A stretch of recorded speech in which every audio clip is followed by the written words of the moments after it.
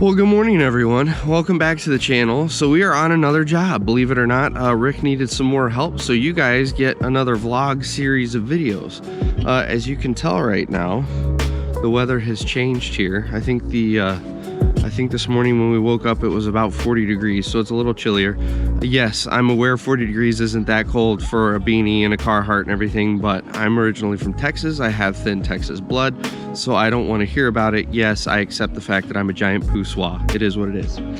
So today's project is a retaining wall. We're using those guys right there. I don't remember what those are called. Someone can leave it in the comments because I'm sure you guys know. But basically they're giant building blocks. They all lock together. You've got these little knobs on the top right here that fit into these gaps on the bottom right here. And you basically just dry stack them. So it's pretty easy, pretty straightforward. They've got hooks.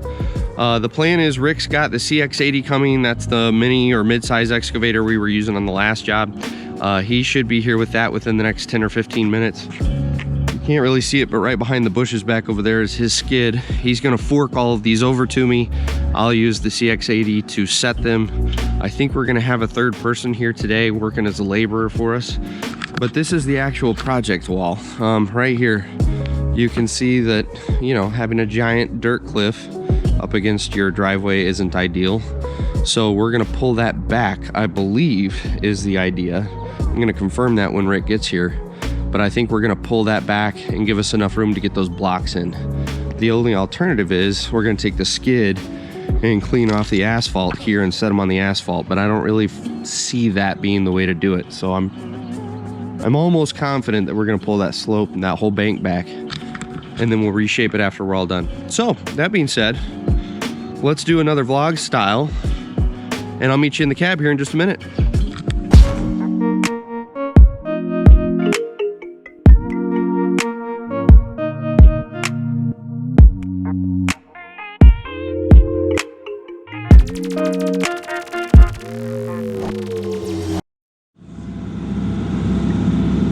Alright, you guys should be able to see. So we just exposed the utilities. We've got the electrical, that's the bundle of 3 that's all wound together. There's a bunch of old cables, phone lines, stuff like that. We did find the active live cable, so we're good there. So now we're starting to peel this bank back like I suspected we would. Hang on, it's starting to get warm. We're peeling the bank back so that we can start coming in. We're gonna dig down about 12 inches, put down our gravel base, then we'll start setting block, then we'll put 6A behind it with a drain so that you can drain water away from the back of the wall so it doesn't have any undermining issues, and then we'll backfill. So right now we're just peeling it back. And this more topsoily stuff I'm trying to leave up top here so that we can put that back second, and we can put that towards the top and actually leave them with some decent soil so we don't have to bring in any topsoil. All of my nasty stuff is, I'm actually setting a little further back here to the right.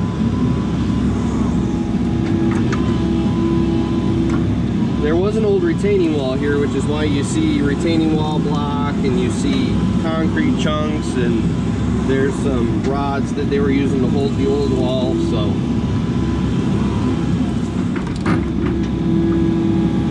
I'm not gonna get too crazy cleaning up the concrete or the asphalt driveway. I'll let Rick do that with the skid. You can only do so much with teeth on a bucket of an excavator.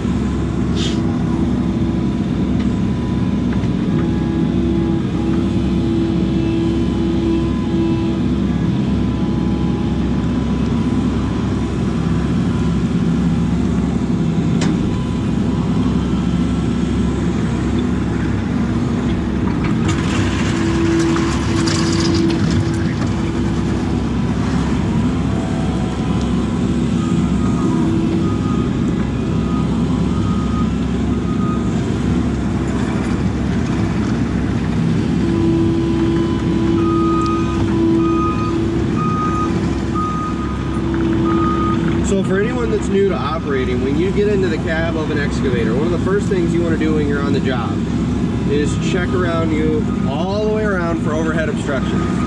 Do that first thing when you get on the job, and then make a mental note of where those obstructions are.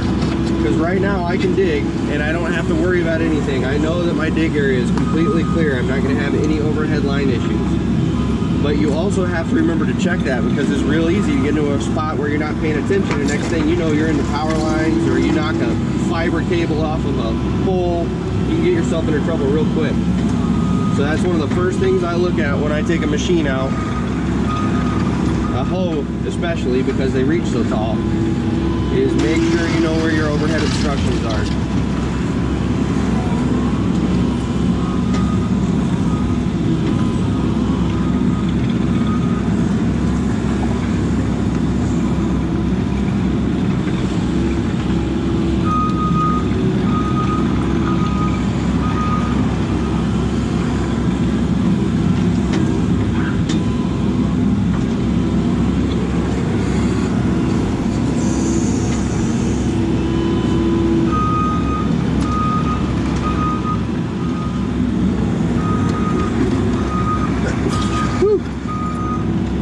My favorite part of this time of year when the weather changes is my allergies go nuts.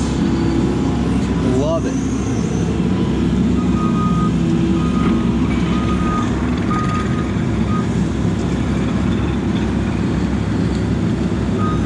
Whew.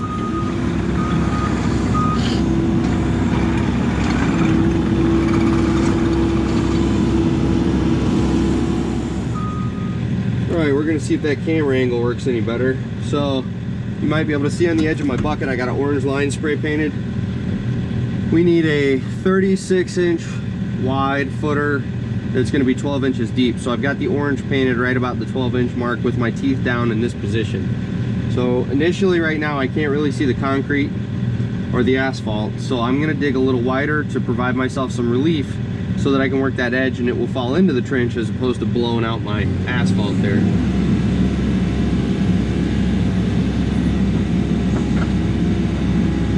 And I'm just going to go nice and slow because I don't want to screw up her driveway.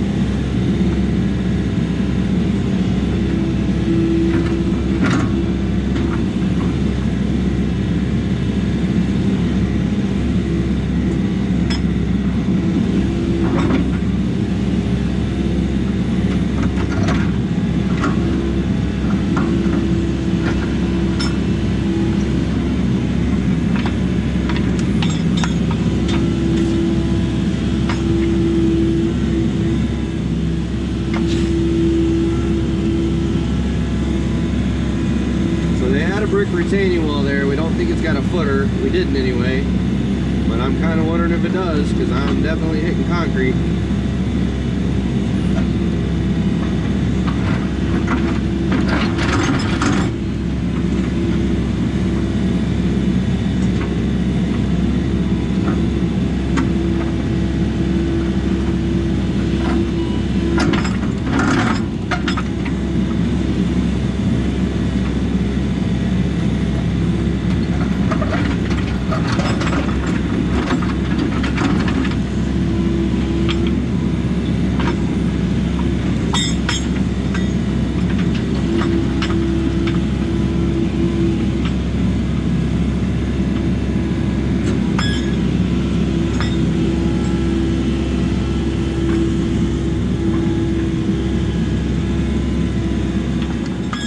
There's a reason I'm only taking half a bucket and not getting super aggressive.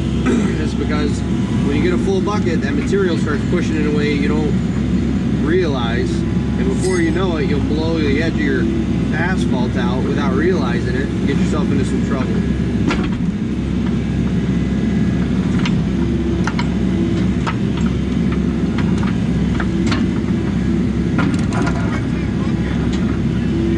What's that?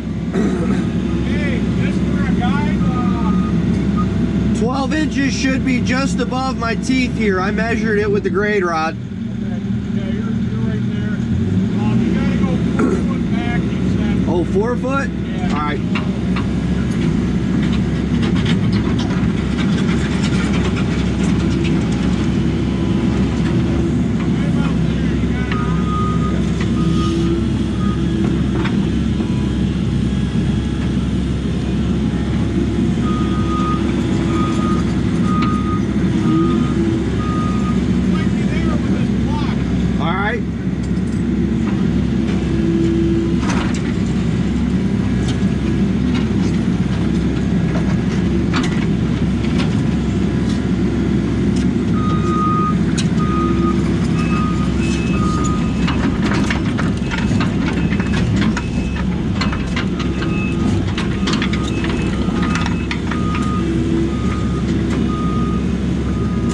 I think I can get it with my teeth.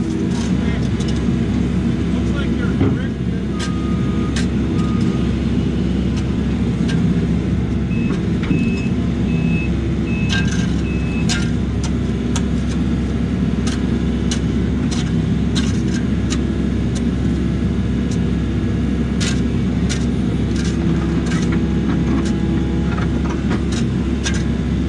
Is that another row of brick? Yeah. Are we gonna take it? Yeah. Okay. Yeah, with that you should have your 4 foot. Yeah.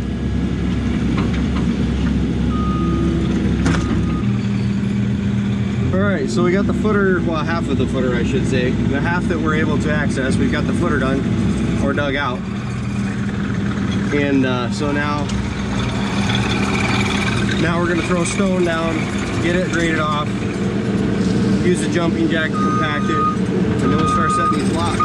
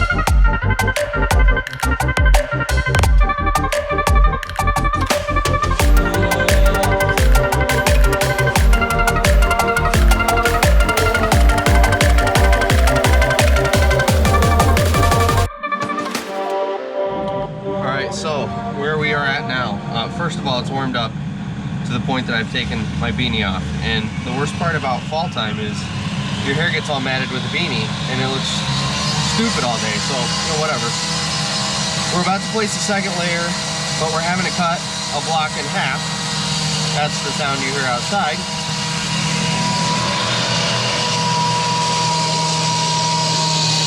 I don't know if you can see him or not. It's loud as shit. I don't know if you can actually see him, but He's gonna cut that block in half. We'll place it first, and then we'll start adding the second layer and kind of build the wall as we go. So I'm gonna go get some slow-mo shots of that saw running because I think that'll be badass. We'll catch you guys in a minute.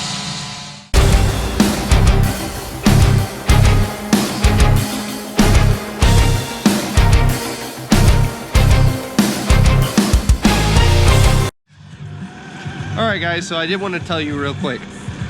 I'm of the personal philosophy, and I think a lot more foremen are getting there, that it's okay to make mistakes on the job because we're all new, we all get started somewhere. Now, it's not acceptable to make the same mistake over and over and over again, but everybody makes mistakes, and I think we all need to be comfortable with the fact that people make mistakes. So, prime example, that guy right there, turns out they do make half pieces so that you can stagger your courses of this retaining wall. Now, us being true professionals and all, we didn't realize that at first, which is how we got the really cool slow-mo footage of the saw cutting that guy over there. So, we may have a block that we're gonna try to use somewhere in this corner so that we don't have to eat, I don't know, 250 bucks. We were debating how much these cost per, but so we don't have to eat it. We're gonna try to tuck it into this corner, but if not, mistakes happen. So we've learned our lesson. On the next job, this won't happen. So that's what you get when you hire professionals. So anyway, we're gonna go back to work. We're about to start the third course. We're gonna put 6A down behind. I'll get some footage of that. And that's gonna have drain tile in there, like I mentioned earlier. That's so that the water doesn't get in behind that wall and really push the bottom of the wall out. So we'll put the pipe in, we'll put 6A in, wrap it in fabric, and then we can start doing our third course, and then we'll start backfilling as we go. So just a quick update, we'll keep at it.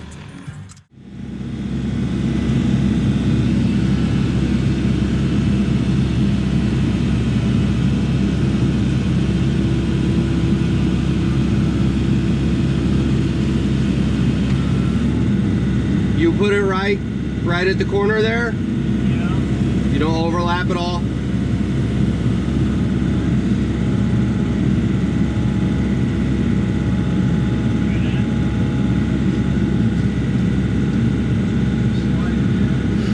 Right, yeah, that big old gap.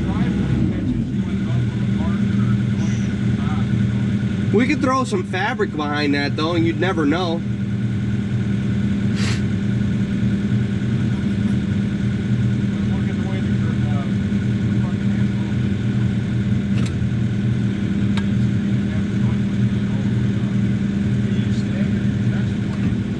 That? I agree. I think this one should go in the corner. I agree.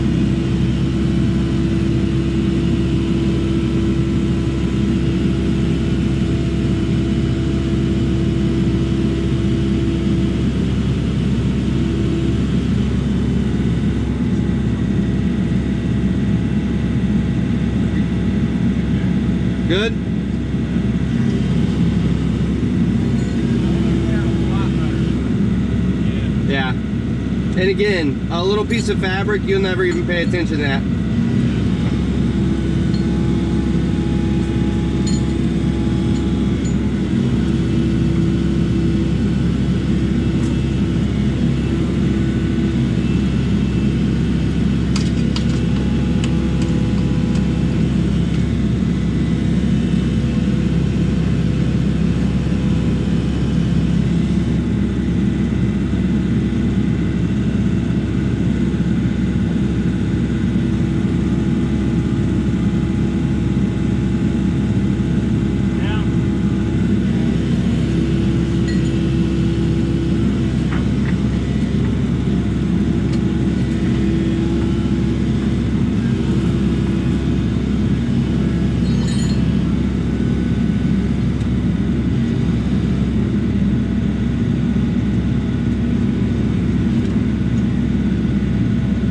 Good, or a little more? One more of those. Right there.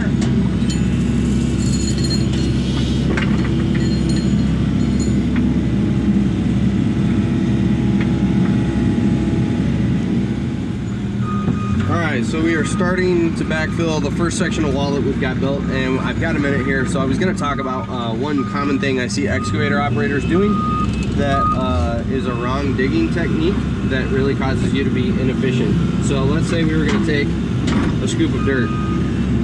So what they'll do, and I see this all the time, you come along, you fill your bucket. Right there, my bucket is full. If I, in fact, back up a little bit, so you're right about there, if I curl my bucket, I'm gonna have a full bucket. But what I see guys continue to do is they continue to pull the bucket towards them, and you're moving all this material, first of all, closer to you. Secondly, you just drug your bucket through the ground even though it was already full.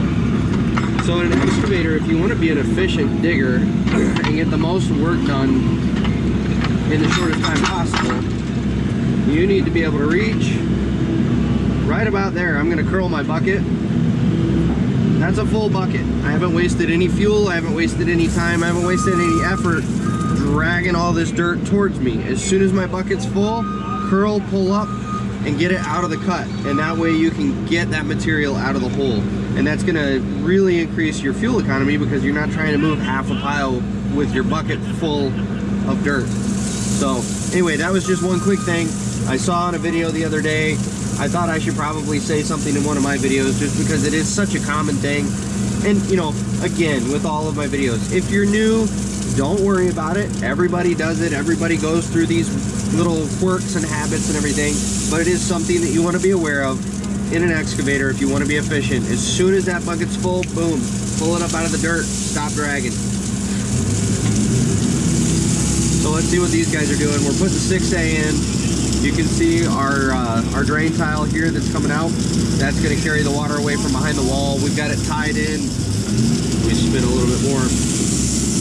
We've got it tied into the downspout of the gutter, so it will carry that away and it's not going behind the wall. So once they get this 6A level raised up, we'll go ahead and backfill with dirt. And that's just going to let all of the water that would gather behind this wall and put pressure against it, it's going to allow it to run out the side and actually drain away.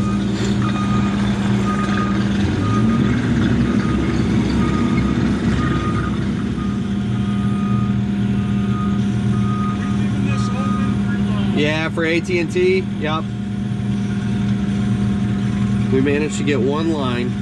It was an old phone line, but she has DSL, so she has no internet. AT&T's coming out tomorrow morning, so we're gonna leave this pocket right down here open.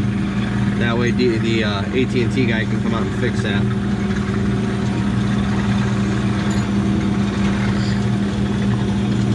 And as always, it's typical. The flags were probably a good 2.5 foot off. So they're technically within their 3 foot or 4, I can't remember if it's 3 foot or 4 foot safety, but they were pretty far off from where the lines were.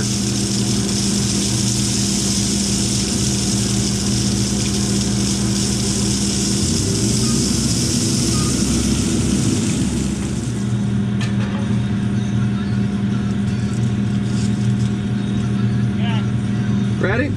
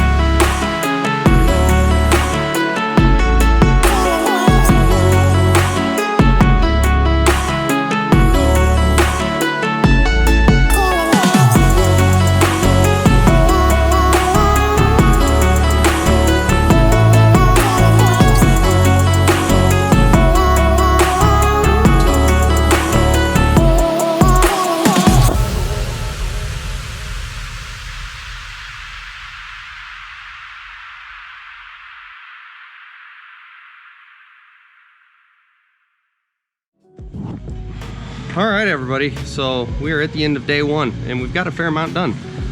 So we've got 3 courses of the retaining wall done out to here.